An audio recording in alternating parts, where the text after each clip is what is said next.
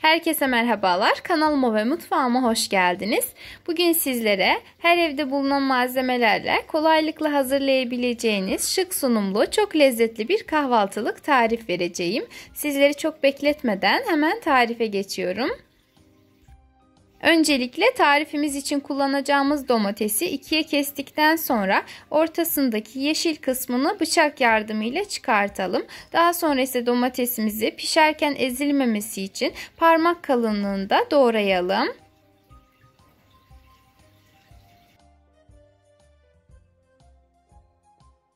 Doğramış olduğumuz domatesleri bir kenara alıp kullanacağımız patatesi önce uzunluğuna ikiye keselim. Daha sonra ise çok ince olmayacak şekilde dilimleyelim.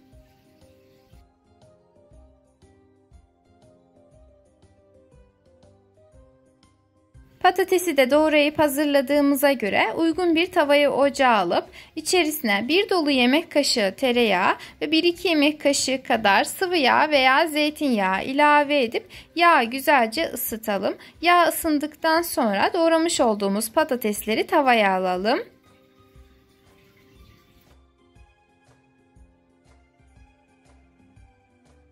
Şimdi tavanın kapağını kapatıp kısık ateşte patateslerimizi pişmeye bırakalım. Onlar pişerken biz geçelim yumurtalı sosumuzu hazırlamaya.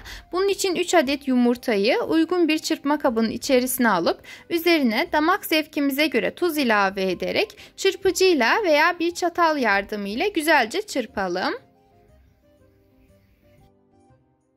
Yumurtaları yeterince çırptıktan sonra bir tutam kadar maydanozu çok ince olacak şekilde doğrayalım. Dilerseniz maydanoz yerine taze kişniş, yeşil soğan, dereotu hatta pırasa bile kullanabilirsiniz.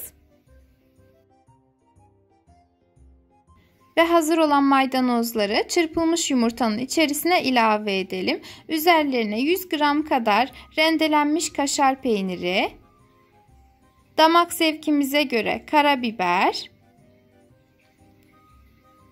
pul biber ve de isteğe bağlı kekik ilavesi yapıp güzelce karıştıralım.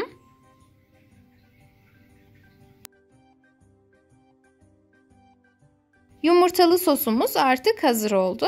Bu arada patateslerimiz de artık yeterince pişmiştir. Şimdi pişen patatesleri diğer taraflarına çevirelim.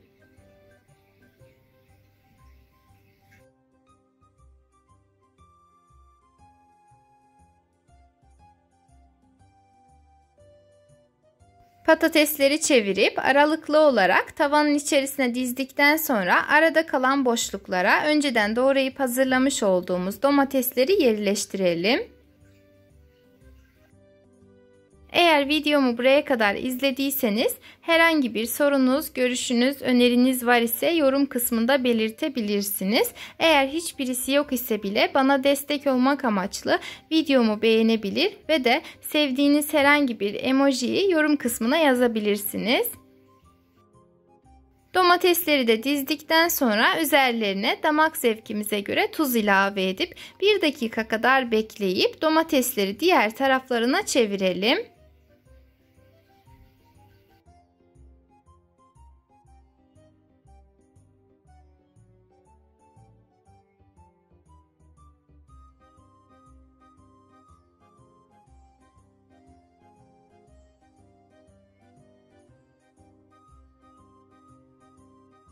Domatesleri de diğer taraflarına çevirdikten sonra sulanmamaları için hiç beklemeden önceden hazırlamış olduğumuz yumurtalı sosu üzerlerine gezdirelim.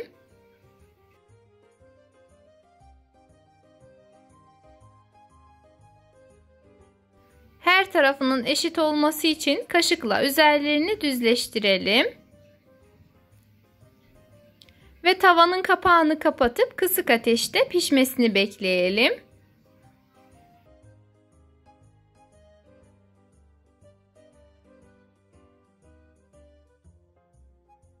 Yumurtanın yeterince pişip pişmediğini kontrol etmek için üzerinden bir çatal veya kaşık ile bastıralım. Eğer yeterince pişmiş ise artık kahvaltılığımız hazırdır. Geçelim servise. Bunun için uygun bir servis tabağı alıp tavanın üzerine ters çevirerek kahvaltılığımızı ters yüz yapalım.